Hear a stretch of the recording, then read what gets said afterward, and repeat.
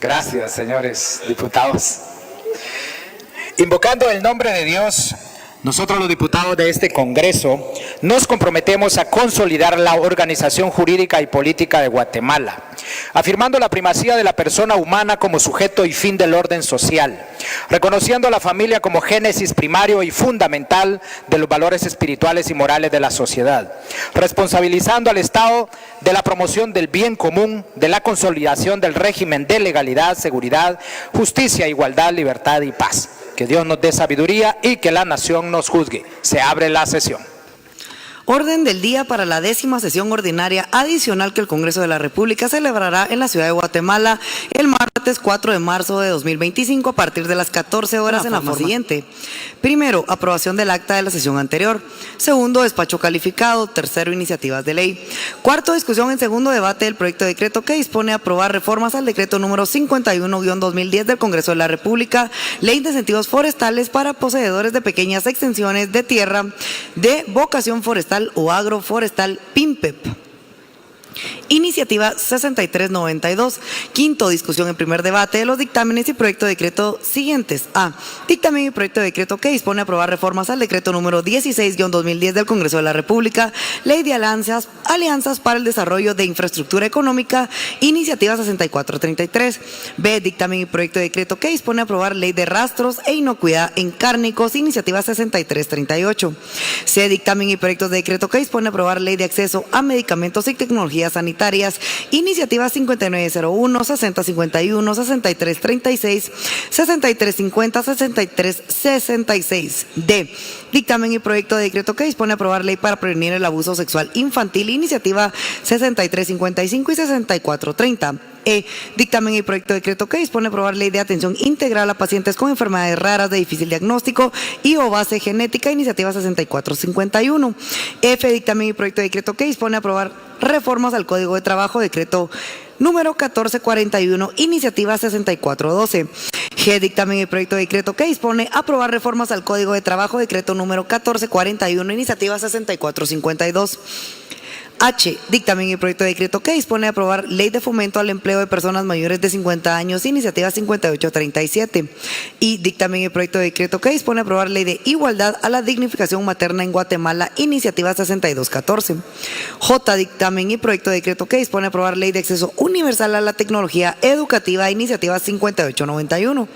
K. Dictamen y proyecto de decreto que dispone a aprobar acuerdo entre el Gobierno de la República de Guatemala y el Gobierno de Emiratos Árabes Unidos para servicios aéreos entre y más allá de sus respectivos territorios, Iniciativa 6323. L. Dictamen y proyecto de decreto que dispone a aprobar que regula el retiro del cableado aéreo en desuso o mal estado en zonas urbanas, Iniciativa 6436, 6 mociones y proposiciones.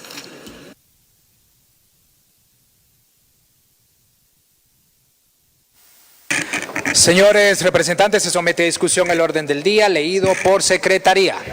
No habiendo discusión, se entrará a votar. Se realiza llamado a votación. Se abre a votación.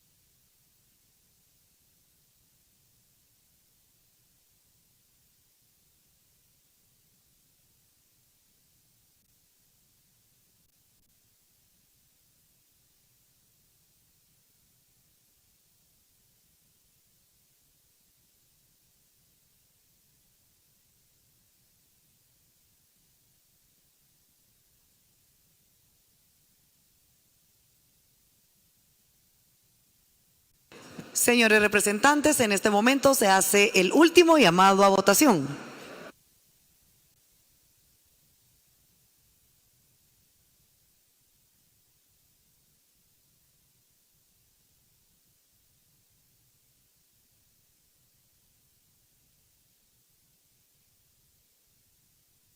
Señores representantes, en este momento se cierra la votación. El resultado de la votación es el siguiente: 36 a favor, 22 en contra, 102 ausentes, por lo que viendo mayoría que ha aprobado el orden del día.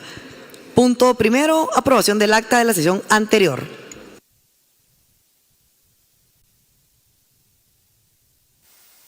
Señores representantes, el acta de la 9ª sesión ordinaria fue remitida electrónicamente con anticipación. En ese sentido, se somete a discusión la referida acta. No habiendo discusión, se entrará a votar. Se realiza llamado a votación. Se abre a votación.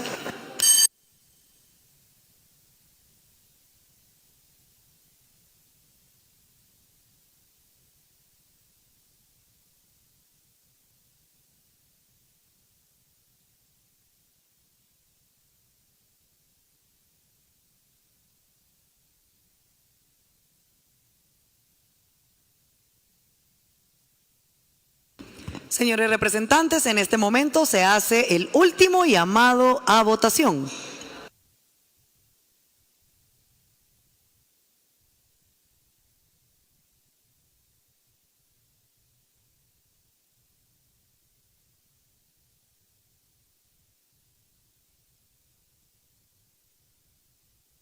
Señores representantes, en este momento se cierra la votación. El resultado de la votación es el siguiente: 39 a favor, 22 en contra, 99 ausentes, por lo que viendo mayoría queda aprobada el acta de la sesión anterior.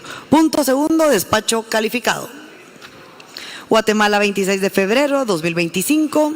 Diputado Neriabilio Ramos y Ramos, presidente de Junta Directiva, Congreso de la República, su despacho. Honorable señor presidente, por este medio me dirijo a usted de conformidad con lo preceptuado en los artículos 165 y 166 de la Constitución Política de la República de Guatemala, para hacer de su conocimiento mi desestimiento de la solicitud de interpelación al ministro de Salud Pública y Asistencia Social, Joaquín Barnoya Pérez, por lo que mucho agradeceré hacer extensivo el presente a donde corresponde. Agradeciendo su comprensión a la presente, me suscribo de usted, deseándole éxitos y bendiciones. José Inés Castillo Martínez, jefe de Bloque Legislativo Unidad Nacional de la Esperanza.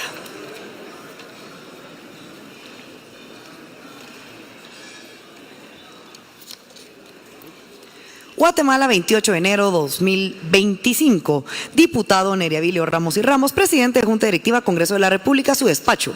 Respetable señor presidente, reciba un cordial saludo y éxitos en sus actividades legislativas. En mi calidad de diputada de este alto organismo del Estado, en el cual represento la voluntad y necesidades del pueblo de Guatemala, y con fundamento en lo que establece los artículos 165, inciso J, 166 y 199 de la Constitución Política de la República de Guatemala, así como los artículos 139 al 145 de la Ley Orgánica del Organismo Legislativo, solicito se programe interpelación del Ministro de Desarrollo Social MIDES, el señor Abelardo Pinto Moscoso, la cual deberá ser programada dentro del plazo de las 5 sesiones ordinarias siguientes del Pleno del Congreso de la República de Guatemala, a partir de la recepción de la presente solicitud y bajo el procedimiento de la Ley Orgánica del Organismo Legislativo, establece para cumplir con los plazos y notificaciones necesarias para las partes involucradas. Como parte de mi labor como legisladora y electa por elección popular, me veo en la obligación de velar porque se cumpla con el bienestar social de los guatemaltecos y que logremos trabajar juntos por el bien común. Nuestro país se encuentra en una crisis que cada día pone en tela de juicio el actuar de las autoridades correspondientes sobre la ejecución y resultados de una planificación real y concreta que dé soluciones a los problemas que enfrenta nuestro país. Por lo tanto, me veo en la necesidad de interpelar al ministro de Desarrollo Social, esperando que cuente con los fundamentos que todos los guatemaltecos necesitamos conocer sobre el ministerio que lidera. Sin otro particular, me suscribo de usted, licenciada Lourdes Teresita de León Torres, diputada Bloque UNE. Señores representantes, se ha leído la solicitud de interpelación del ministro de Desarrollo Social requerida por la diputada Lourdes Teresita de León Torres, por lo que esta presidencia fija el día jueves 20 de marzo del presente año a las 10 horas. Se requiere a la diputada interpelante presentar con no menos de 48 horas de anticipación a la interpelación las preguntas básicas en atención a lo establecido en el artículo 141 de la Ley Orgánica del Organismo Legislativo. Secretaría procederá a notificar inmediatamente al ministro a interpelar sobre el día y hora de su interpelación.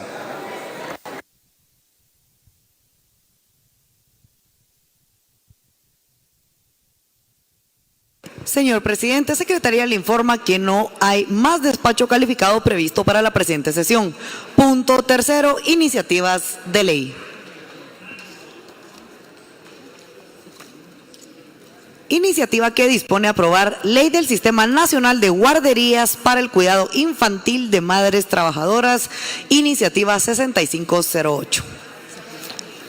Exposición de motivos, honorable pleno. La necesidad de un sistema nacional de guarderías en Guatemala se fundamenta en la legislación internacional y nacional, así como en la urgencia de abordar desafíos críticos que afectan a la niñez y a las familias guatemaltecas, de tal manera que la Convención sobre los Derechos del Niño, en este tratado internacional ratificado por Guatemala, establece los derechos fundamentales de los niños, incluyendo el derecho de la educación, la salud, el desarrollo integral, como base para la protección y promoción de los derechos de la infancia a nivel global. Asimismo, en el convenio 156 de la OIT, ratificado por Guatemala, en este convenio insta a los estados a desarrollar servicios comunitarios para el cuidado de niños y niñas, reconociendo la importancia de apoyar a las familias y madres trabajadoras. Este convenio establece la necesidad de crear mecanismos para proteger a la infancia y apoyar a las familias trabajadoras. En el marco nacional de la Constitución Política de la República de Guatemala establece la protección de la persona y la familia como una obligación del Estado, garantizando el desarrollo integral de la niñez. Además, mandata que el artículo 77, la creación de guarderías y centros culturales para los hijos de trabajadores. La Constitución es la máxima ley del país y establece los principios fundamentales que rigen la organización y funcionamiento del Estado, así como los derechos y deberes de los ciudadanos. En tanto que en la ley del organismo ejecutivo establece las necesidades de coordinar los esfuerzos entre diversos actores para lograr los objetivos del Estado, incluyendo la protección de la infancia y el apoyo de las familias. La Ley de Protección Integral de la Niñez y Adolescencia refuerza la responsabilidad del Estado en brindar asistencia a padres y familiares en la crianza y cuidado de los niños, promoviendo la creación de instituciones al servicio y apoyo. Tomando en cuenta que la Ley de Educación Nacional define la educación inicial como la etapa de desarrollo integral desde la concepción hasta los 4 años, enfatizando la atención de calidad, sin discriminación y la pertinencia cultural e idiomática, y que la Ley del Sistema de Seguridad Alimentaria y Nutricional establece que el gobierno debe priorizar acciones contra la malnutrición, especialmente la desnutrición crónica en niños menores de 5 años, se hace énfasis en la problemática que el país enfrenta con la desnutrición crónica infantil, crisis que lleva al extremo de liderar en la región de América Latina y el Caribe, situación que afecta el desarrollo físico y cognitivo de los niños y tienen consecuencias a largo plazo para su vida. Asimismo, diversos estudios han demostrado que la inversión en la primera infancia tiene un alto retorno social y económico, ya que contribuye al desarrollo integral de los niños y reduce la deserción escolar, aumentando la productividad laboral y disminuye la criminalidad. Además, que la política general del gobierno 2024-2028 prioriza la lucha contra la desnutrición crónica de los niños menores de 5 años, en la que se busca coordinar acciones interinstitucionales e internacionales para lograr un sistema alimentario nacional efectivo y reducir la desnutrición crónica mediante inversión en salud, educación, empleo, vivienda, asistencia y protección social, desarrollo de infraestructura económica, energía eléctrica, acceso a la tecnología y formación para el trabajo. Por lo que se considera que las guarderías son un beneficio en la primera infancia y que es crucial para el desarrollo cerebral. Y si las guarderías prestan un servicio de calidad, brindan estimulación temprana, nutrición adecuada, cuidado cariñoso, sentando las bases para un futuro mejor. La implementación de la ley de guardería puede ayudar a reducir brechas de desigualdad al brindar a todos los niños, independientemente de su origen socioeconómico, la oportunidad de desarrollar su potencial. Factor importante también es que la participación de las mujeres en el proceso productivo del país se afianza al facilitar el cuidado de sus hijos. Las guarderías permiten que las mujeres participen plenamente en la fuerza laboral, mejorando sus ingresos y su calidad de vida. Otro factor relevante es que al invertir en la primera infancia tiene un retorno económico a largo plazo, ya que los niños que reciben una buena educación y cuidado tienen más posibilidades de ser adultos productivos y contribuir a la sociedad. por lo que se propone la creación de un sistema nacional de guarderías que opere bajo los siguientes principios. 1. Universalidad, acceso a guarderías de calidad para todos los niños y niñas que lo necesitan, con prioridad para aquellos en situación de vulnerabilidad. 2. Calidad. Estándares de atención que garanticen el desarrollo integral de los niños, incluyendo aspectos nutricionales, educativos, de salud y socioemocionales. 3. Asequibilidad. Cuotas accesibles para los padres de familia con opciones de subsidios para aquellas que no pueden costear el servicio. 4. Participación comunitaria, involucramiento de las comunidades en la gestión y supervisión de las guarderías, adaptándolas a las necesidades y características locales. 5. Pertinencia cultural, atención que respete y promueva la diversidad cultural y lingüística de Guatemala. 6. Coordinación interinstitucional, articulación de esfuerzos entre instituciones gubernamentales, municipales, organizaciones de la sociedad civil y el sector privado. Diputados ponentes: Sonia Marina Gutiérrez Raway, jefa de bloque Huinacu RNG Maíz; Sandra Yanet Milian Gómez, jefa de bloque Victoria. Para su trámite pase a la Comisión de la Mujer para su estudio y dictamen correspondiente.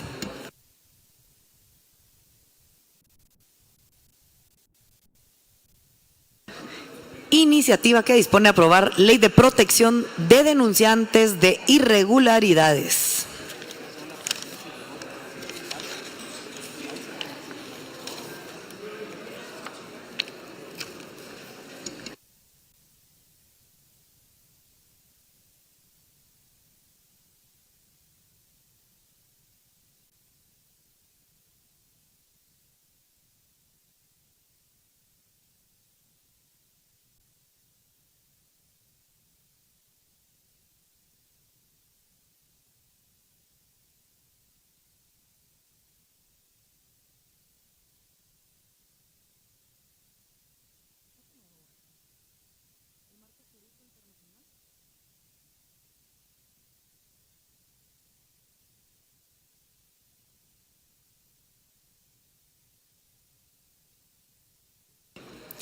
Contexto y justificación técnica que determina la necesidad y viabilidad y pertinencia de la iniciativa de ley de protección de denunciantes de irregularidades.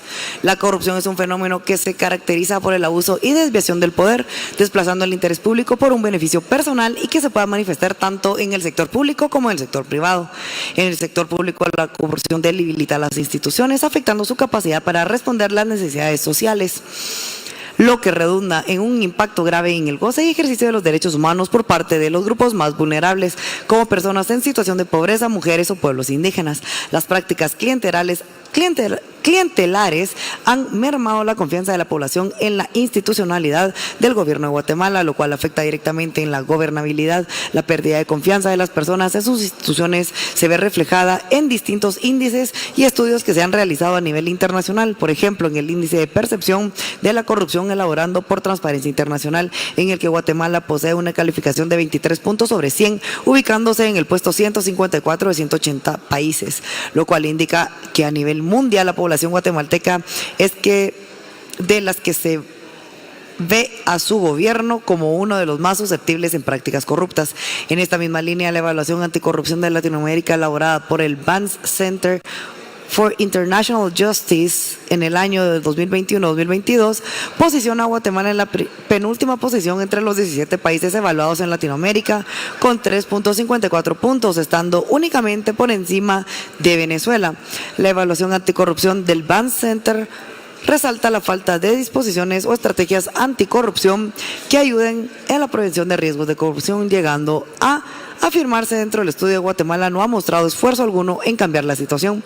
Si bien se puede afirmar que la mayor parte de las personas de Guatemala tienen aversión a las prácticas corruptas, por la creencia que denunciar no llevará a ningún resultado concreto o por la pérdida de confianza que las personas han tenido en sus autoridades de gobierno, y en virtud que la mayoría de los casos de corrupción quedan sin ser denunciados y por lo tanto en total impunidad, sumado a lo anteriormente relatado, el decreto número 5192 del Congreso de la República de Guatemala, Código Procesal Penal, artículo 297, obliga a que la denunciante se identifique se identifique dentro de la denuncia, dejándolo expuesto y vulnerable ante una futura represalia por parte de aquellos que desean tomarlas por haber sido expuestos, por lo cual prefieren callar ante actos que atentan contra la integridad pública.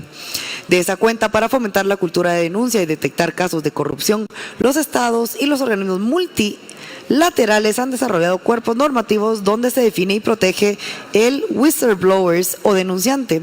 La norma ISO 37002-2021, líneas directrices de sistemas de gestión de denunciantes de irregularidades, define al denunciante como la persona que informa sobre sospechas de irregularidades o sobre irregularidades reales y que tiene creencia razonable de que la información es verdadera en el momento de informar. Por su parte, el proyecto de ley modelo para facilitar e incentivar la denuncia de actos de corrupción y proteger a sus denunciantes y testigos, desarrollada por la Organización de Estados Americanos, OEA, define al denunciante de buena fe como toda persona que pone en conocimiento de la autoridad competente un hecho que considera que puede contribuir a un acto de corrupción susceptible de ser investigado en materia administrativa o penal.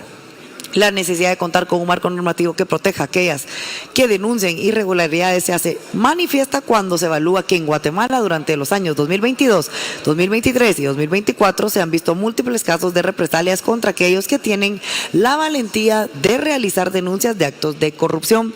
Periodistas, funcionarios y operadores de justicia han sufrido distintos actos que vulneran sus derechos de evidenciar casos de corrupción que van desde represalias laborales hasta procesos penales iniciados en su contra. Recientemente, varios países de Latinoamérica se han percatado de las ventajas que supone crear y mantener una cultura efectiva de denunciar por medio de marcos normativos que protegen a los denunciantes. Costa Rica, por ejemplo, recientemente aprobó la ley 10.437, cuyo objetivo es proteger al ámbito laboral a aquellos que denuncian actos de corrupción. En la misma línea, durante el 2023, Chile promulgó la ley número 21.592 de protección al denunciante. En dicho cuerpo legal se establece el derecho de los servidores públicos a ser protegidos al denunciar actos de corrupción. Además, se establece un canal de denuncias que registra y da seguimiento a todas las denuncias realizadas. Así como los ejemplos anteriormente mencionados, otros países como Argentina, Brasil, Colombia, Ecuador, México, Panamá, Paraguay, Perú y Uruguay cuentan con marcos regulatorios de protección de denunciantes, los cuales pretenden ayudar a sus administraciones públicas a prevenir y detectar actos y riesgos de corrupción. En otros países del mundo también se han implementado políticas de protección al denunciante, como por ejemplo, en Estados Unidos se reguló en esta materia por medio de la Whistleblower Protection Act and Dodd-Frank Wall Street Reform and Consumer Protection Act, las cuales han ayudado a detectar múltiples casos de corrupción. La Unión Europea, por su parte, ha adoptado la Directiva 2019-1937 de protección de los denunciantes, que contiene estándares mínimos en la materia que debe incorporar los países miembros de la Unión Europea en sus legislaciones internas. La necesidad de una ley de protección de denunciantes de irregularidades radica en crear una cultura de denuncia que ayude a fortalecer las capacidades de las instituciones públicas para detectar riesgos y actos de corrupción. Solo a través de medidas concretas que protejan los derechos de aquellos que se atreven a denunciar es que la población tendrá la valentía de denunciar irregularidades ante las autoridades competentes. Aprobar un marco normativo que ayude a proteger al denunciante es un paso necesario para promover transparencia y rendición de cuentas al sector público, facilitando que las instituciones puedan mejorar sus procedimientos internos y garantizando que opere de manera ética y legal. Justificación de las disposiciones contenidas en la presente iniciativa de ley. La Constitución Política de la República de Guatemala, en su artículo 135, indica los deberes y derechos civiles de los guatemaltecos. Entre los deberes cívicos se encuentra el cumplir y velar porque se cumpla la Constitución de la República, la cual implica respetar los principios contenidos dentro de la misma y coadyuvar a la administración de la justicia, logrando de esa manera una sociedad más justa, tal como lo perceptúa el artículo 2 de la norma suprema. La denuncia de actos de corrupción ante las autoridades competentes es una de las maneras más efectivas en que un ciudadano puede ayudar a la administración de justicia. Sin embargo, en un ambiente donde es común la criminalización de aquellos que denuncian irregularidades dentro del sector público, dificulta el cumplimiento de la parte de la ciudadanía en sus deberes cívicos. En la emisión de la iniciativa de ley de protección de denunciantes de irregularidades deviene necesaria por ser un medio idóneo para facilitar la denuncia de irregularidades que incluyen los posibles actos de corrupción y por tanto crea una cultura de denuncia dentro de la población guatemalteca. La iniciativa plantea procedimientos claros, autoridades responsables, canales de denuncia accesibles y garantías definidas, constituyendo ello un esfuerzo más al fortalecimiento de las capacidades de detección y prevención de riesgos y actos de corrupción dentro de las instituciones públicas y a su vez responde a las demandas ciudadanas en materia de denuncias. En este sentido, la iniciativa de ley propuesta está conformada por 4 considerandos que justifican las necesidades de su emisión. El apartado de por tanto que sustenta su emisión y en la parte dispositiva que está contenida en 11 capítulos y 91 artículos.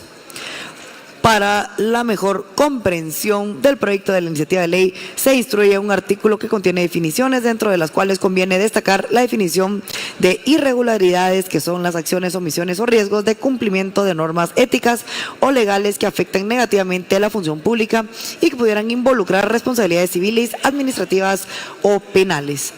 Asimismo, es indispensable resaltar la definición de represalias, que consiste en toda acción u omisión, directa o indirecta, proveniente del empleador, sus representantes, de personas que trabajen para él o actúen en su nombre, motivada en una denuncia administrativa por la presunta comisión de irregularidades o en razón de la participación del efecto en condición de denunciante o que cause o pueda causar daños a su persona, a la familia del denunciante dentro de los grados de ley, su cónyuge o conviviente e inclusive a los compañeros de trabajo cercanos al denunciante. La razón por la cual se definió y enlistó casos de represalias fue por la recomendación de la Guía Técnica de la Convención de Naciones Unidas contra la Corrupción en cuanto al desarrollo del artículo 33 de la Convención prescrita, que indica que el marco normativo de protección de denunciantes debe incluir en qué consiste un trato injustificado, esto con el objeto de encontrar un equilibrio entre el derecho de denunciado y la necesidad de proteger al denunciante, evitando los abusos por cualquiera de los involucrados. El capítulo 2 de la iniciativa propuesta contempla las autoridades encargadas de aplicar las disposiciones de la ley para definir a los entes encargados de la tramitación de las denuncias. Se tomó en cuenta la recomendación contenida en la Guía Técnica de la Convención de las Naciones Unidas contra la Corrupción con relación a determinar la entidad ante quien se debe presentar la denuncia. La guía plantea la necesidad de contar con un doble instancia de percepción y diligenciamiento de las denuncias. También se tomó en cuenta el artículo 9 del proyecto de ley modelo para facilitar e incentivar al denunciante en actos de corrupción y proteger a sus denunciantes y testigos, el cual indica que como mínimo se ha de designar a un funcionario especializado para la atención de denuncias de actos de corrupción, siendo este un primer filtro para la recepción y procesamiento de denuncias. En este sentido, al hacer el análisis de los documentos anteriormente relacionados, se dispone dentro de la iniciativa de ley de la protección de denunciante de irregularidades que como primera instancia se crean los órganos de asuntos de probidad, los cuales entre sus funciones deberán recibir las denuncias administrativas por posibles irregularidades a través de los canales de denuncia institucionales y en consecuencia circunstancias y promover que se impongan las acciones laborales, administrativas o civiles correspondientes y, de ser el caso, denunciar ante el Ministerio Público la comisión de un ilícito. Los órganos de asuntos de probidad, al ser órganos que deberán ser implementados en todas las instituciones del Estado sujetas a la ley, se les designó la función de facilitar canales de denuncias accesibles y seguros, la creación de los canales de denunciante administrativa que constituye una gestión clave para el fortalecimiento de la cultura de denuncia. En virtud, a través de los mismos se podrá recolectar información clave dentro de las instituciones del Estado que faciliten la detención de casos de corrupción y coadyuven a la gestión de los riesgos y mejora del procedimiento interno. Una de las novedades que plantea la presente iniciativa de ley es la creación de la Autoridad de Protección de Denunciantes de Irregularidades, también denominada APRODI, como una entidad estatal autónoma con personalidad jurídica y patrimonio propio, con jurisdicción administrativa en toda la República y con competencia y en materia de protección a los denunciantes de irregularidades y programa de protección de denunciantes de irregularidades. La APRODI tiene entre sus funciones recibir denuncias administrativas, al igual que los órganos de asuntos de probidad. Sin embargo, la APRODI también tiene la facultad de autorizar e implementar las medidas de protección contempladas en la iniciativa de ley. Respecto a la estructura del nuevo ente autónomo, se determinó que la autoridad superior fuera un director, el cual será nombrado por el presidente de la República y podrá ser removido por el Congreso de la República de Guatemala con el voto afirmativo de las 2/3 partes del total de diputados y con causa debidamente justificada. La razón por la cual se optó por la que APRODI fuera un ente autónomo y se configuró la forma de nombramiento y remoción del director de la manera en que se plantea es por la independencia de la cual se estima indispensable otorgar al nuevo ente. La imparcialidad de la misma se vería seriamente comprometida y los derechos del denunciante podrían no ser protegidos con la diligencia debida. Al ser un ente autónomo, el encargado del programa de protección de denunciantes de irregularidades, se garantiza que ningún ente externo influya en las decisiones que la APRODI tome respecto al denunciante. En el mismo sentido, fue el razonamiento del método de nombramiento y remoción del director, considerando que para lograr una verdadera independencia funcional, la autoridad superior de la institución debe estar libre de presiones ante entes externos que puedan amenazar la labor de sus funciones. Por lo tanto, se concluyó que no debía ser el mismo ente que nombrara y removiera a la autoridad superior de la APRODI. De esta forma, se asegura que la estabilidad del cargo del director deba obligatoriamente generar acuerdos entre dos actores tan relevantes como son el presidente de la República y el organismo legislativo, contribuyendo por lo tanto a la construcción de institucionalidad de la APRODI. Como se mencionó anteriormente, una de las funciones de la APRODI es otorgar e implementar medidas de protección, siendo esto el pilar central de la iniciativa planteada, en virtud que constituye el mecanismo por el cual el Estado incentivará a los ciudadanos a denunciar irregularidades que incluyen los derechos de corrupción. La iniciativa de ley plantea que, sin necesidad de ser aprobados las medidas de la APRODI a los denunciantes por el simple hecho de serlo, se les debe proveer asistencia legal respecto a los beneficios que la iniciativa de ley les podría brindar. Y además se debe garantizar la reserva de su identidad. Asimismo, se contempló medios de impugnación dentro de la iniciativa de ley para garantizar el pleno goce de los derechos que la iniciativa concede a denunciantes y evitar que no se otorguen o se revoquen sin fundamento, en atención al derecho constitucional de defensa. Para el efecto se estableció el recurso de revisión, el cual deberá ser resuelto por el director de la Autoridad de Protección de Denunciantes de Irregularidades como autoridad superior y por el Consejo Directivo de la Oficina de Protección en el caso se le impugne una decisión de dicha oficina. El artículo 64 de la iniciativa de ley contempla que con el recurso de revisión se agote la vía administrativa, estableciendo dos supuestos para el efecto. El primero, que se proceda conforme a las disposiciones contenidas en la ley de lo contencioso administrativo, si el riesgo de represalias fuera en materia administrativa o civil, y el segundo habilita a él interesado a recurrir la acción constitucional de amparo, lo cual responde a que al estar en peligro de los derechos humanos del delincuente es indispensable acudir a una vía expedita para evitar que sus derechos sean vulnerados. En virtud de todo lo anterior expuesto, tomando en consideración la normativa legal nacional analizada y los compromisos internacionales adquiridos por el Estado de Guatemala, resulta necesario, pertinente y viable aprobar la Ley de Protección de Denunciantes e Irregularidades con el propósito de dotar al Estado de Guatemala de un marco normativo que impulse la creación de una cultura de denuncia, que fomente la cooperación ciudadana y que los servidores públicos en cuanto a detectar y denunciar casos de corrupción, siendo necesario contar con un programa de protección de denunciantes de irregularidades que garantice los derechos de todo aquel que reporte irregularidades que incluyen casos de corrupción. De esta manera se pretende fortalecer la transparencia y la rendición de cuentas al sector público y recuperar la confianza de la población. Ponentes, organismo ejecutivo, para su trámite pase a las comisiones de Gobernación y de Transparencia y Probidad para su estudio y dictamen en forma separada.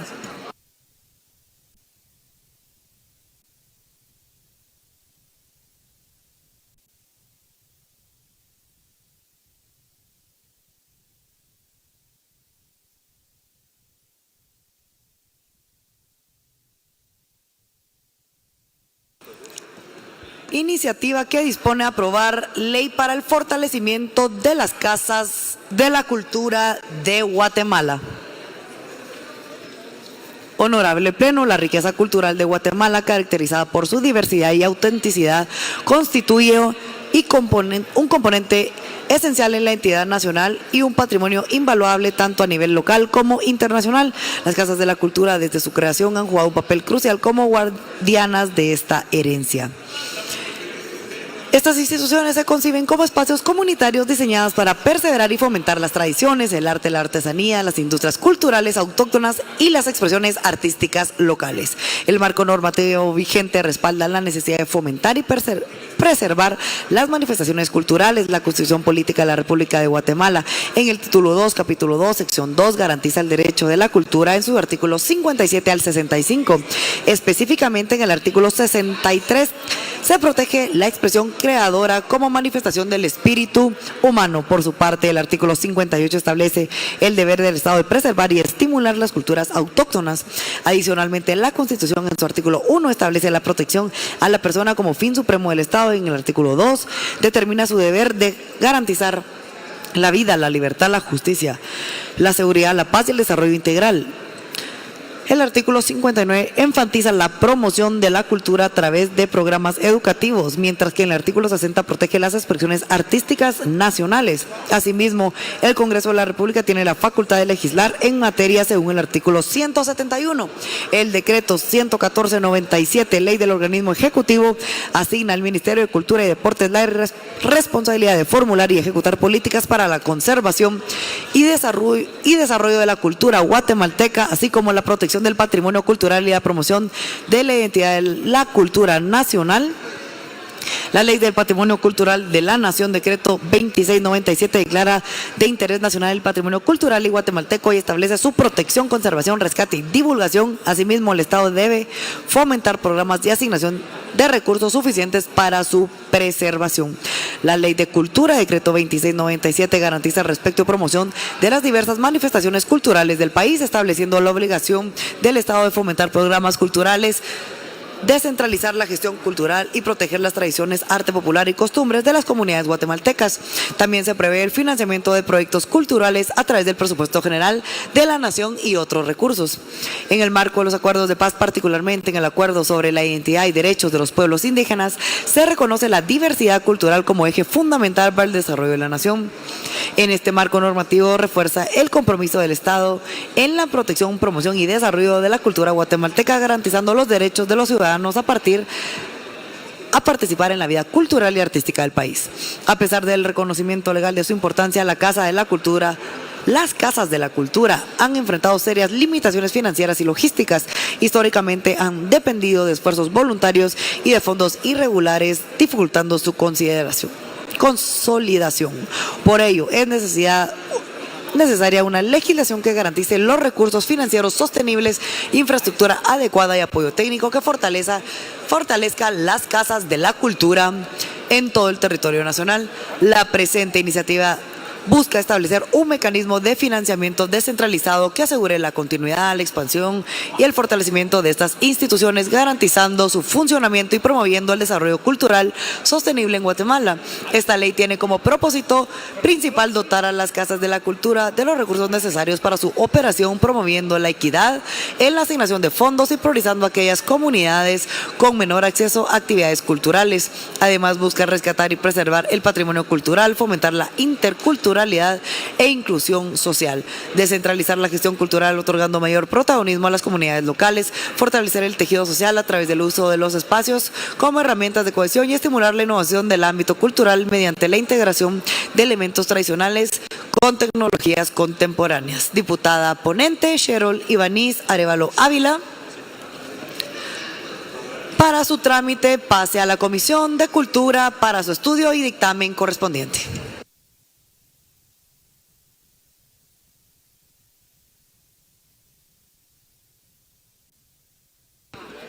Iniciativa que dispone a aprobar reformas al decreto número 6872 del Congreso de la República, Ley Orgánica del Instituto de Ciencia y Tecnologías Agrícolas.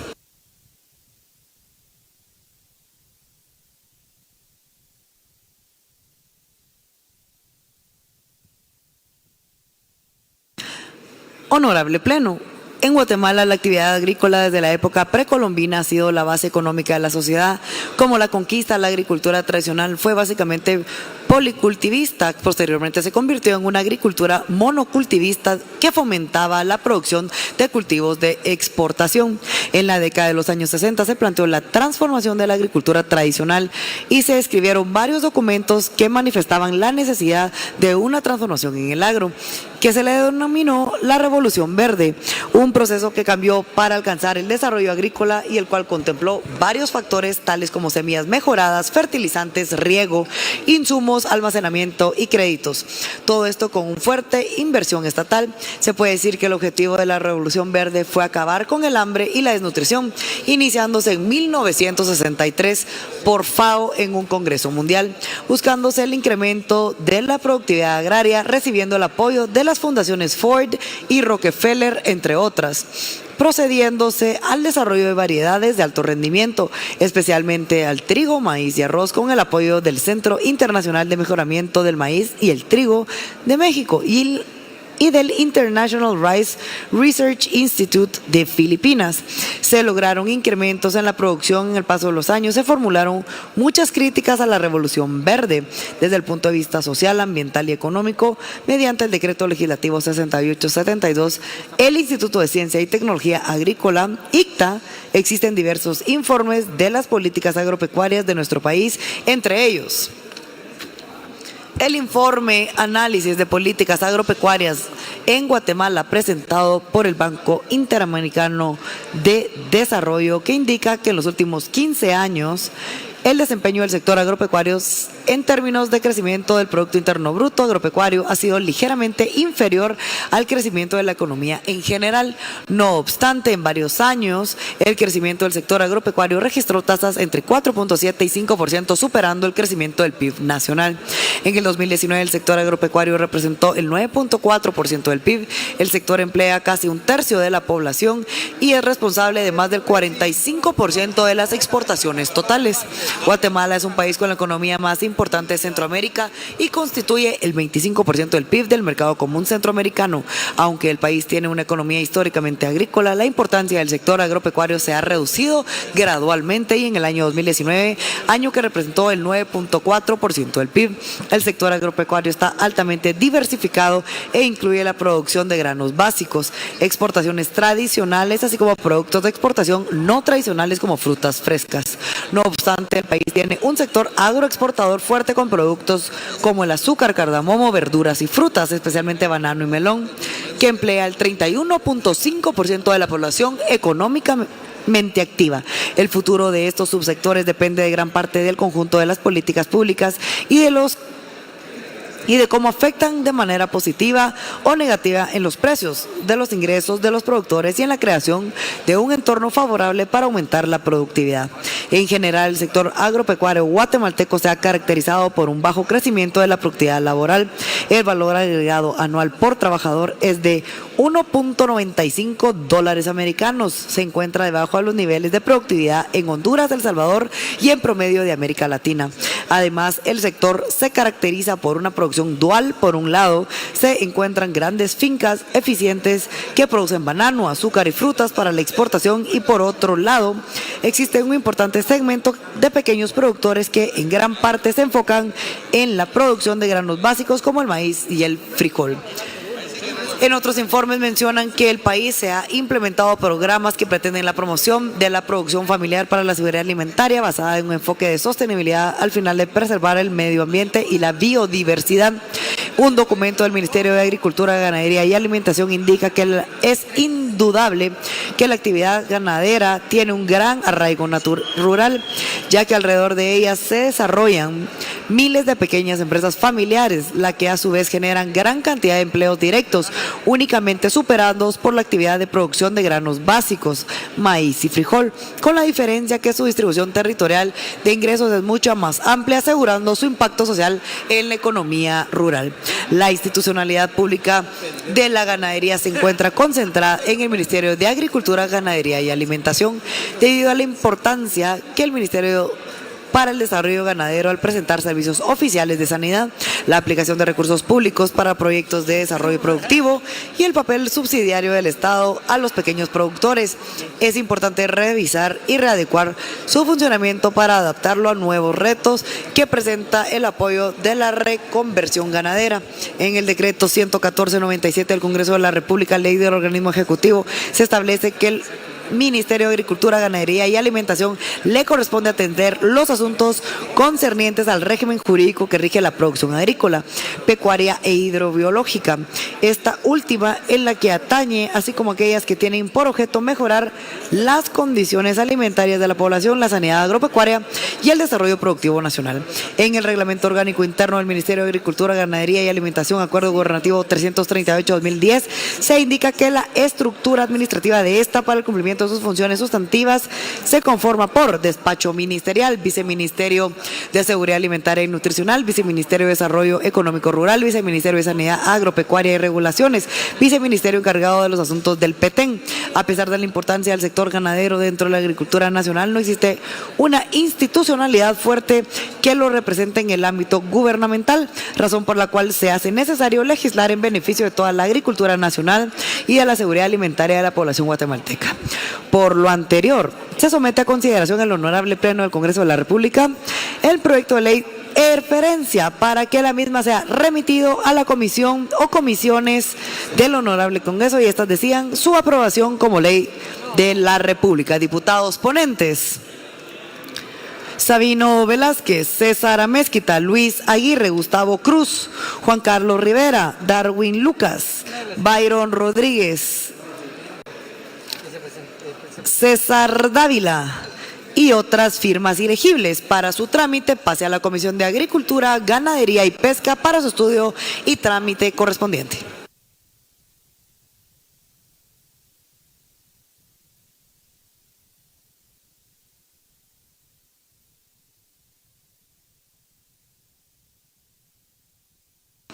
Iniciativa que dispone a aprobar reformas al Código Penal, decreto 1773 del Congreso de la República y Código Procesal Penal, decreto 5192 del Congreso de la República de Guatemala. Honorable Pleno, la Constitución Política de la República de Guatemala establece que el Estado es la principal responsable de la promoción del bien común, garantizando la primacía de la persona humana como sujeto y fin del orden social y reconociendo a la familia como génesis primario y fundamental. Además, la Constitución Política de la República de Guatemala garantiza a los habitantes la vida, la libertad, la justicia, la seguridad, la paz y su desarrollo integral mediante el ordenamiento jurídico por medio de los legisladores que estén obligados a crear normas jurídicas bajo los principios constitucionales, teniendo como base fundamental la protección de derechos humanos e individual de la vida humana, creando medidas que tiendan a proteger ese derecho humano inherente. Actualmente se ha incrementado de manera exponencial los accidentes de tránsito y como resultado verdaderas tragedias en donde han perdido la vida, ha sufrido mutilaciones y condición de minusvalía muchas personas de diferentes edades y estados y estrato social. Una de las principales causas es la irresponsabilidad y falta de conciencia de los pilotos que ingieren bebidas embriagantes o consumen sustancias psicotrópicas, conocidas también como drogas o sustancias psicoactivas, disminuyendo sus capacidades físicas y mentales para preservar la vida e integridad de gran número de seres humanos. En parte de los elevados costes sociales que representa para el Estado el atender los siniestros viales, se derivan también cuantiosas pérdidas en muchos casos de bienes materiales y propiedad privada. Fundamentado en lo anterior, concluyo que debe legislarse con normas jurídicas restrictivas cuya finalidad sea la creación de conciencia, sentido de responsabilidad y cultura de respeto a la vida y dignidad de las personas, para evitar el aumento de muertes, lesiones temporales o permanentes por causa de accidentes de tránsito. Es importante que el delito de homicidio culposo, con el agravante de la irresponsabilidad de conductores que peloteen bajo los efectos de bebidas embriagantes o sustancias psicotrópicas, esté dentro de los delitos inconmutables.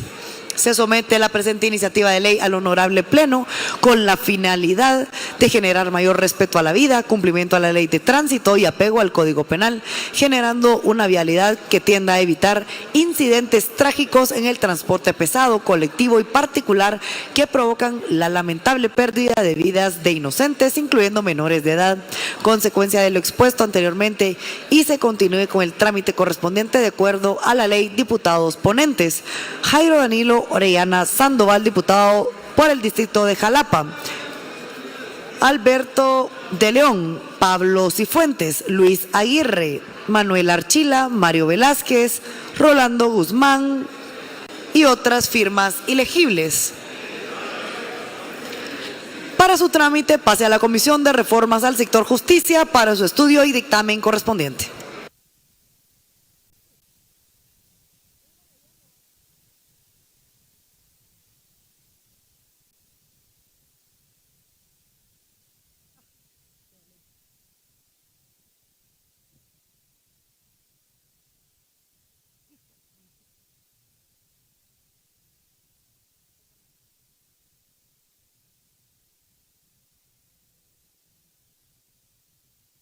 Iniciativa que dispone a aprobar reformas a la ley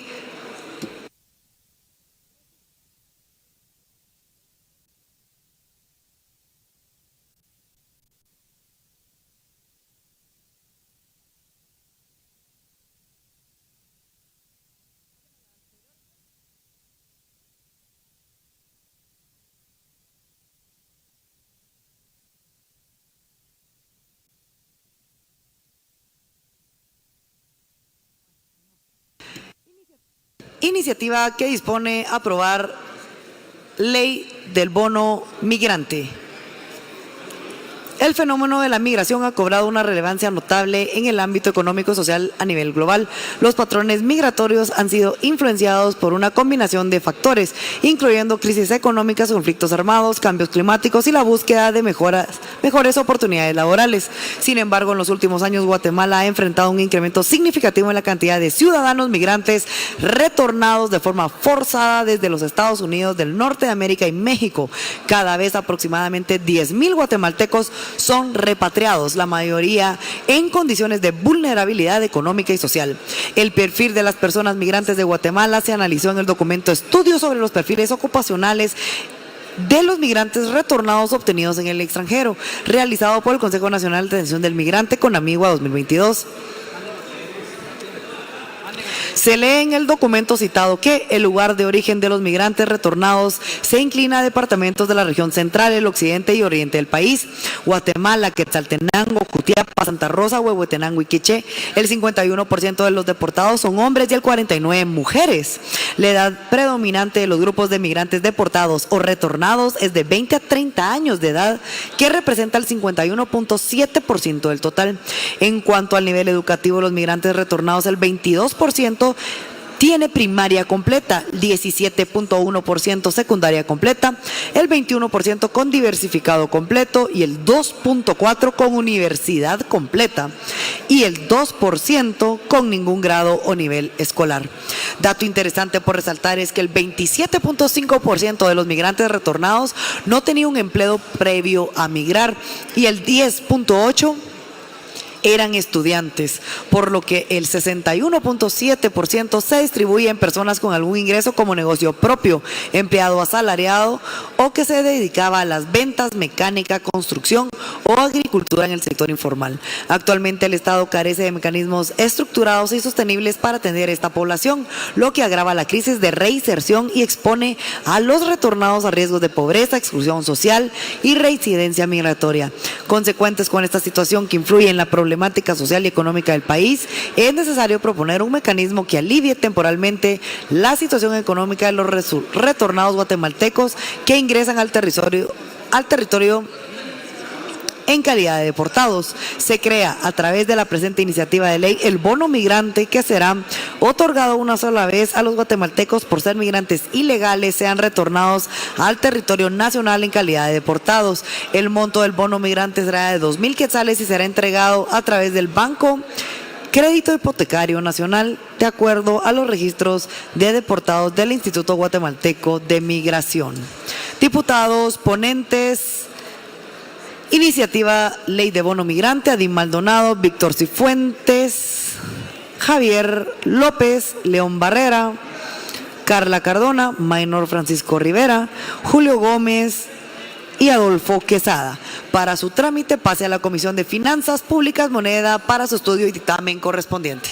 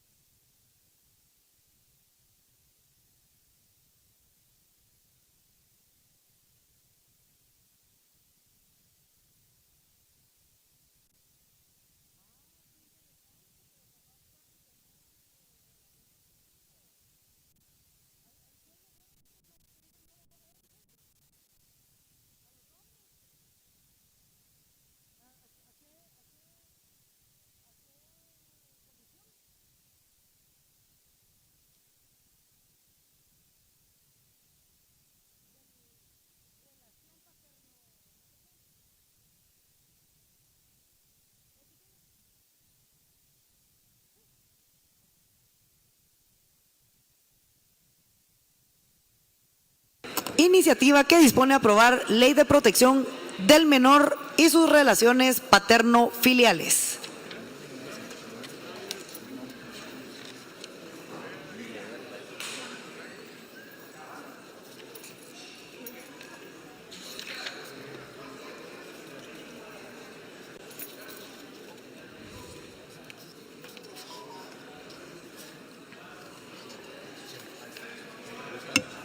La importancia de la familia y las relaciones paterno-filiales. La familia es el núcleo fundamental de la sociedad y un espacio primordial para la formación integral del ser humano. Desde una perspectiva histórica y doctrinaria, el concepto de la familia ha evolucionado, pero su esencia como célula básica de la convivencia social permanece intacta. Aristóteles la definió como la célula básica de la sociedad, mientras que desde una perspectiva cristiana se reconoce como una institución divina establecida por Dios para reflejar su plan perfecto por la humanidad. El Código Civil guatemalteco reconoce la importancia de la familia, estableciendo en su artículo 78 que el matrimonio es una institución social por la que un hombre y una mujer se unen legalmente con ánimo de permanencia y con el fin de vivir juntos, procrear, alimentar y educar a sus hijos y auxiliarse entre sí. Este concepto también abarca la transmisión de valores, principios y normas de convivencia, destacando el papel fundamental de los padres en la educación y el desarrollo emocional, espiritual, social de los menores. Las relaciones paterno-filiales constituyen un vínculo esencial dentro de la familia. Este lazo, más allá de su dimensión afectiva, implica responsabilidades y derechos que buscan garantizar el bienestar integral de los niños y adolescentes. Violencia contra menores de edad. En Guatemala existe una gran cantidad de casos de violencia física.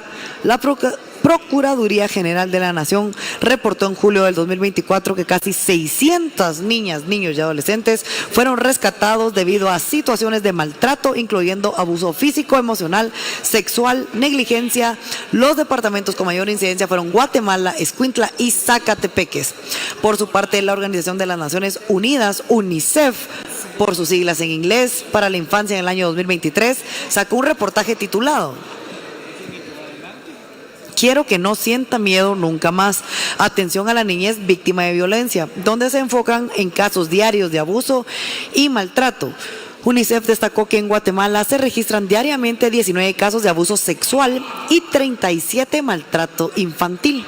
Lamentablemente, la mayoría de las víctimas no recibe apoyo profesional para su recuperación psicológica. Ruptura de las relaciones paterno-filiales en separación conflictivas. En casos de divorcio o separación en Guatemala, es común que uno de los padres utilice la custodia del menor como herramienta para limitar o impedir el contacto con el otro progenitor. Esta dinámica genera conflictos legales y afecta al desarrollo emocional de los niños. Ejemplo, según el estudio del Instituto Universitario de la Mujer de la Universidad de San Carlos, cerca del 45% de los casos judiciales de la familia en Guatemala involucran disruptas por visitas o custodia, y en muchos de ellos los niños reportan estrés y ansiedad. Principales objetivos de la iniciativa de ley. 1. Protección integral del menor. 2. Reconocimiento y garantías del derecho de las relaciones paterno-filiales. 3. Tipificación de la obstrucción de relaciones paterno-filiales como delito. 4. Mecanismos de solución. 5. Reformas legislativas. Beneficios de garantizar la protección del menor y sus relaciones paterno-filiales. Con la implementación de esta ley tendrá un impacto positivo en varios niveles, tanto el desarrollo del menor como el impacto social. Desarrollo emocional y social. Los menores podrán crecer en un entorno efectivo estable, lo que contribuirá a su bienestar emocional y social. Fortalecimiento de la familia. Al garantizar las relaciones paterno-filiales se fomenta la unidad familiar y se minimizan los efectos negativos de los conflictos entre progenitores. Prevención de violencia intrafamiliar. Sancionar la obstrucción de relaciones paterno-filiales también continúa como un mecanismo para prevenir situaciones de abuso o manipulación dentro del ámbito familiar. Cumplimiento de compromisos internacionales. La iniciativa refuerza la posición de Guatemala como un Estado comprometido con la protección de los derechos de la niñez, en la línea con la Convención sobre los Derechos del Niño. La reafirmación del interés superior del niño y necesidad de una legislación robusta que privilegie el interés superior del niño debe ser principio rector de toda acción legislativa o administrativa relacionada con la niñez.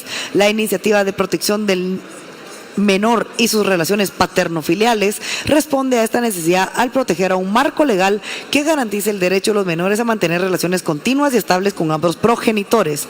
Esta propuesta de nueva legislación no solo compromete los principios establecidos en la ley PINA, sino que también fortalece la protección integral del menor en Guatemala, promoviendo un entorno más justo y equitativo para su desarrollo pleno.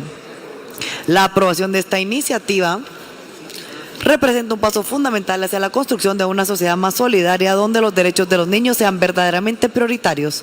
Diputados ponentes: Sandra Erika Jovel Polanco, Carlos López Girón, César Rodas, Elmer Palencia, Faber Salazar, Álvaro Arzú, Jorge Ayala, Maynor de la Rosa, Jorge Mario Villagrán, Rodrigo Pellecer y otras firmas ilegibles. Para su trámite pase a la Comisión de Reformas al Sector Justicia para su estudio y dictamen correspondiente.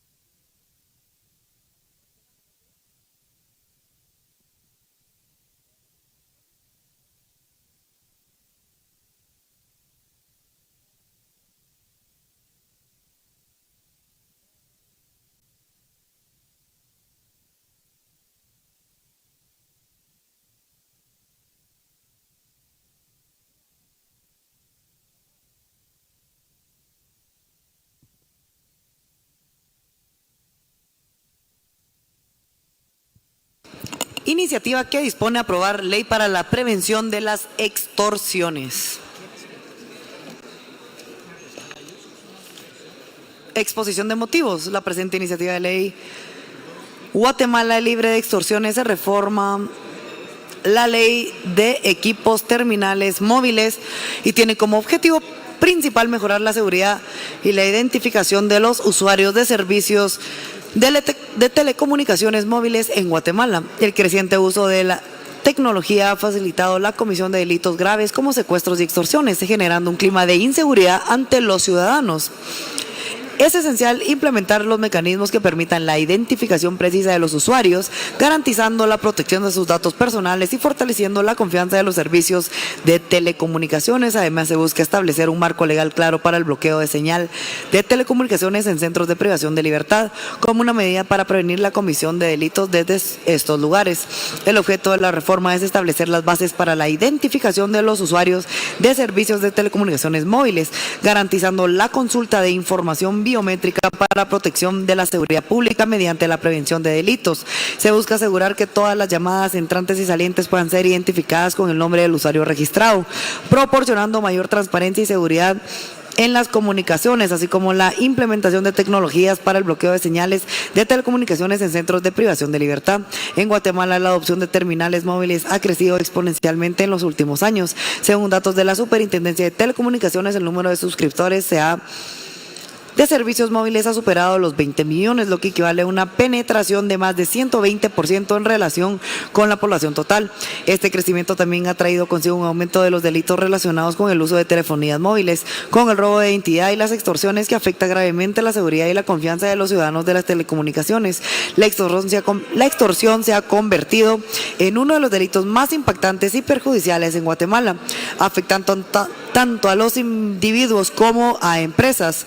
Según los informes de extorsiones de noviembre y diciembre del 2023, se ha observado un incremento significativo en los casos reportados en diversos departamentos. Este fenómeno no solo amenaza la seguridad ciudadana, sino que también afecta la estabilidad económica y social del país. 1. Incremento anual. Los datos reflejan que hay un aumento anual en los casos de extorsión, destacando la necesidad urgente de intervenir con medidas más efectivas. 2. Departamentos más afectados. Los departamentos con mayor incidencia de extorsiones son Guatemala, Escuintla y Chiquimula. Entre otros, estos departamentos concentran la mayor parte de las denuncias, lo que indica focos críticos que requieren atención prioritaria. 3. Impacto económico y social. La extorsión genera un clima de miedo e inseguridad que disuade la inversión y afecta negativamente la calidad de vida de los ciudadanos. Es por ello que la presente iniciativa tiene como objeto principal lo siguiente. 1. Mayor seguridad. La identificación biométrica mejora significativamente los servicios de telecomunicaciones. Asegura que solo las personas verificadas puedan obtener y ajustar tarjetas SIM, reduciendo el riesgo de actividades fraudulentas y mejorando la seguridad nacional. 2. Prevención de fraude. Al existir la consulta de información biométrica, se minimizan las posibilidades de robo de identidad y acceso no autorizado a los servicios de telecomunicaciones. Esto es crucial para prevenir delitos como el intercambio de SIM, que puede llevar a fraudes financieros y violaciones de datos. La implementación de estos sistemas permite rastrear y verificar la identidad de usuarios, dificultando la operación de delincuentes que buscan explorar vulnerabilidades en el sistema. 3. Cumplimiento regulatorio. Implementa la identificación biométrica, ayuda a los operadores de telecomunicaciones a cumplir con estrictas regulaciones de protección de datos. Adaptar estas prácticas en Guatemala no solo alineará al país con las mejores prácticas internacionales, sino que también reforzará la confianza de los usuarios en los servicios de telecomunicaciones. 4. Control en centros de privación de libertad. La implementación de sistemas inhibidores de señal en centros de privación de libertad es crucial para prevenir la comisión de delitos desde estos lugares. La tecnología de bloqueo de señales asegura que las comunicaciones no autorizadas sean interrumpidas, dificultando la operación de redes criminales que utilizan teléfonos móviles para coordinar actividades ilícitas.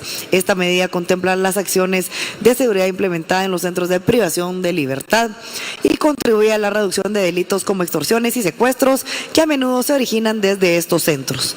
5. Coordinación interinstitucional, fomentar la colaboración entre distintas instituciones gubernamentales, al sector privado y la sociedad civil para crear un frente común como las extorsiones. 6. Tecnología y análisis de datos. Utilizar tecnologías avanzadas y análisis de datos para monitorear y anticipar patrones de extorsión, facilitando una respuesta rápida y eficaz. Por tanto, la implementación de la identificación biométrica en los servicios de telecomunicaciones móviles y la regularización de bloqueo de señal en centros de privación de libertad son medidas necesarias para mejorar la seguridad y proteger a los ciudadanos guatemaltecos de delitos como el secuestro y la extorsión.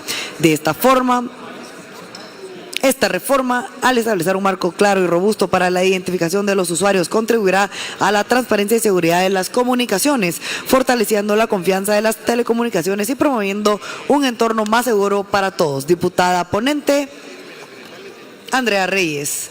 Para su trámite pase a la Comisión de Gobernación para su estudio y dictamen correspondiente.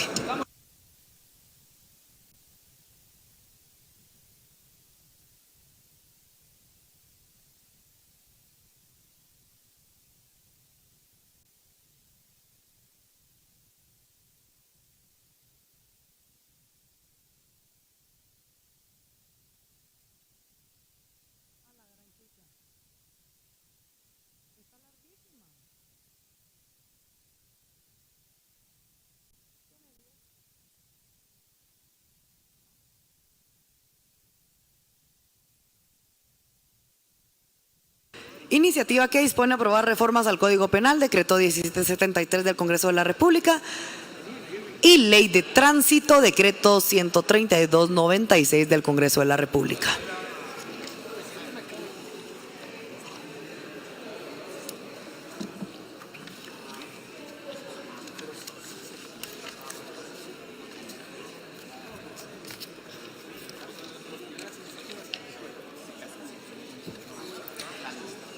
Exposición de motivos. La Constitución Política de la República de Guatemala señala que el Estado es organizado para proteger a la persona y a la familia, que en su fin supremo es la realización del bien común y garantizarle a los habitantes de la República la vida, la libertad, la justicia, la seguridad, la paz y el desarrollo integral de la persona humana. Presento ante el honorable Pleno del Congreso de la República esta iniciativa de ley que busca reducir la ingesta de bebidas alcohólicas, fermentadas, fármacos, drogas tóxicas o estupefacientes en pilotos automovilistas que protagonizan accidentes con saldos fatales en daños físicos a las personas y en muchas ocasiones con saldos fatales.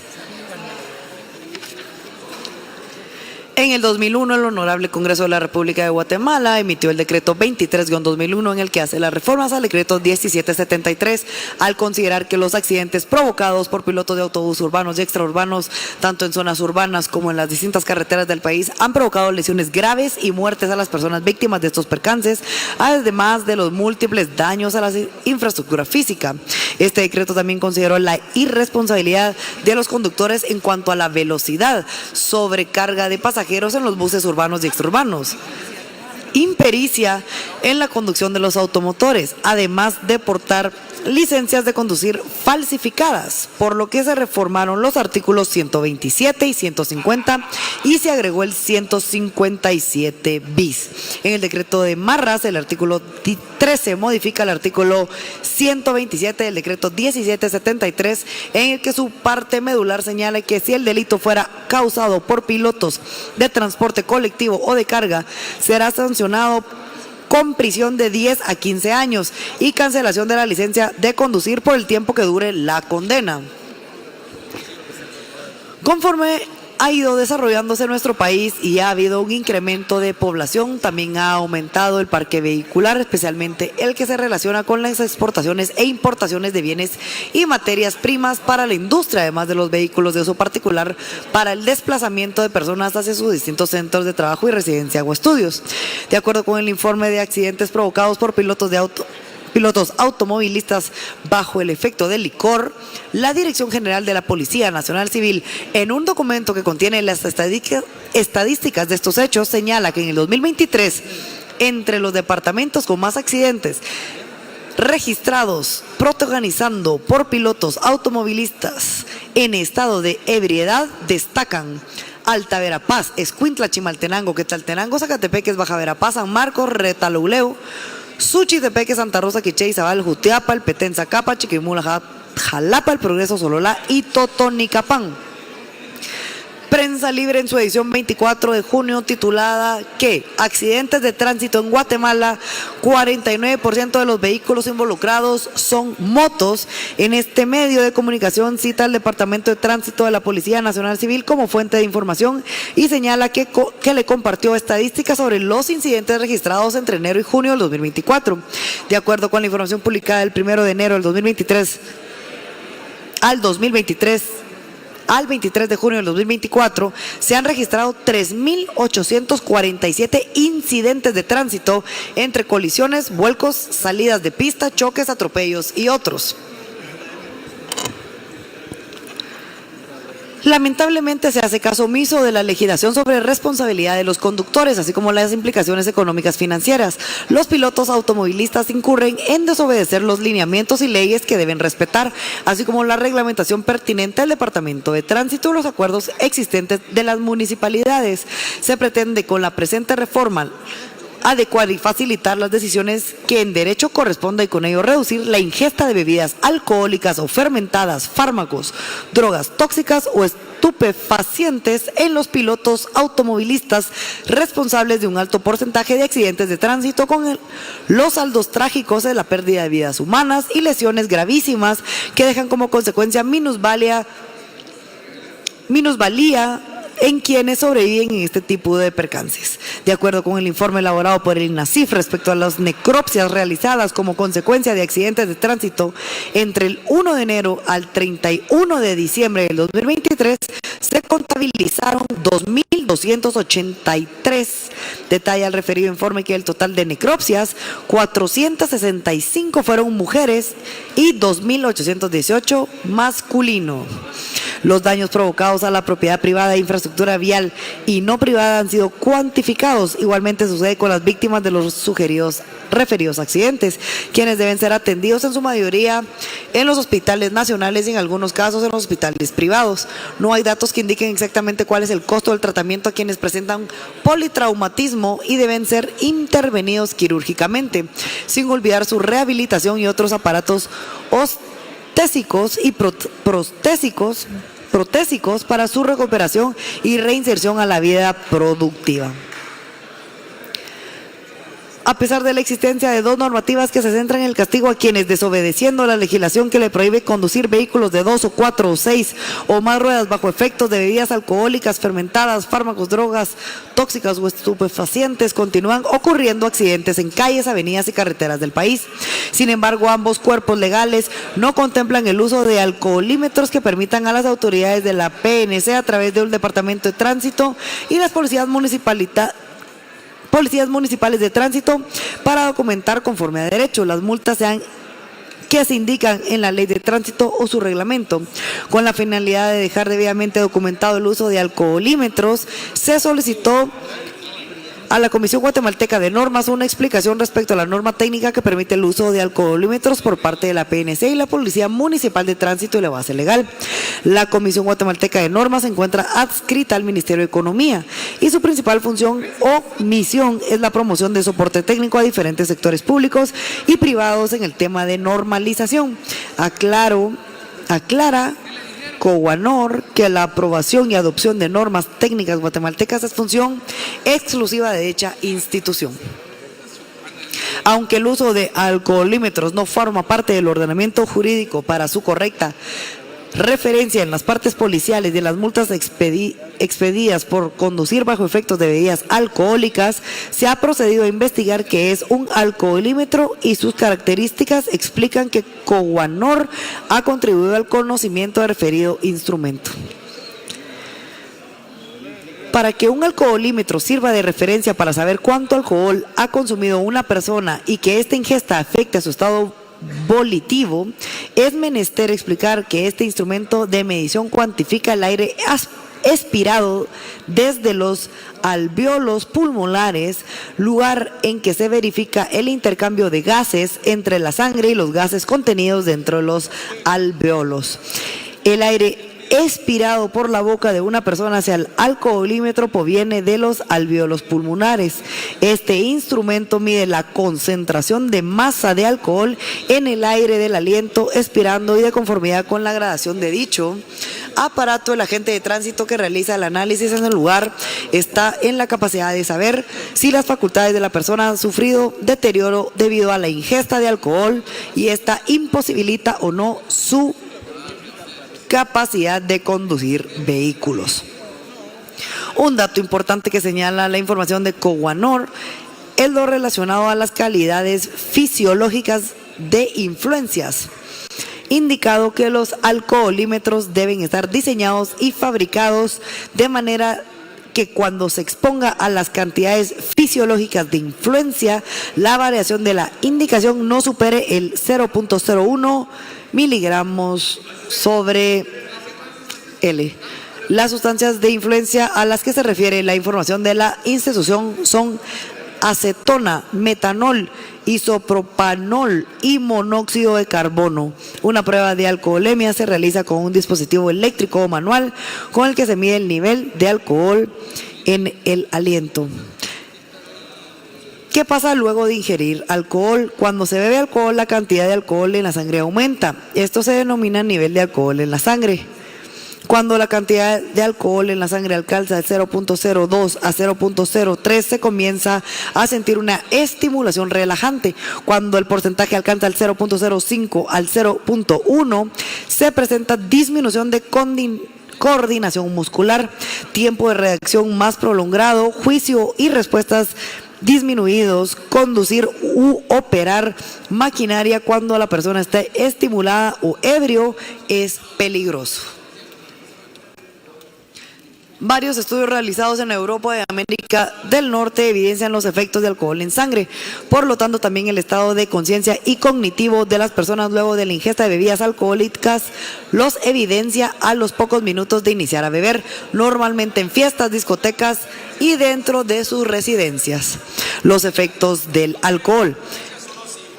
A continuación se enlistan los porcentajes del contenido de alcohol en varias bebidas y sus efectos. Las bebidas alcohólicas contienen diferentes cantidades de alcohol. La cerveza tiene 5%, el vino 12 al 15%, el licor fuerte 45% aproximadamente. El alcohol ingresa al torrente sanguíneo rápidamente a la cantidad y tipo de alimento